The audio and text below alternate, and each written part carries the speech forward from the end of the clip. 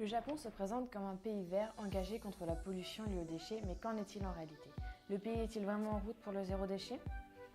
En 2000, le gouvernement adopte une loi qui consiste à établir une société respectueuse du cycle de vie des matériaux et une réduction de la consommation des ressources naturelles, pour limiter l'impact de notre société. Pour faciliter la mise en place, le Japon a opté pour une liste des priorités. Réduire les déchets, favoriser le recyclage ou encore une élimination plus appropriée. Cela a porté ses fruits avec des chiffres très positifs. En 2003, seulement 3 ans après le lancement du projet, les objectifs fixés pour 2020 étaient déjà atteints. De plus, en 2016, le Japon a produit seulement 43 millions de tonnes de déchets. En France, on en produit en moyenne 800 millions. Le Japon, connu dans le monde entier pour sa culture kawaii, a bien sûr trouvé des solutions à la hauteur. Par exemple, un journal a créé un papier que l'on peut planter après l'avoir lu. Pour cela, il suffit de l'éméter, de l'enfouir dans du terreau et cela deviendra une jolie fleur. Ou encore des samouraïs armés de pinces à déchets qui sont en pleine opération nettoyage. Paradoxe, le Japon, c'est aussi le royaume du plastique.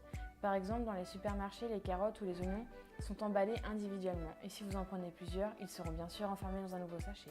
Puis les barres chocolatées, c'est pareil. Elles sont emballées dans un sachet, puis dans un autre emballage.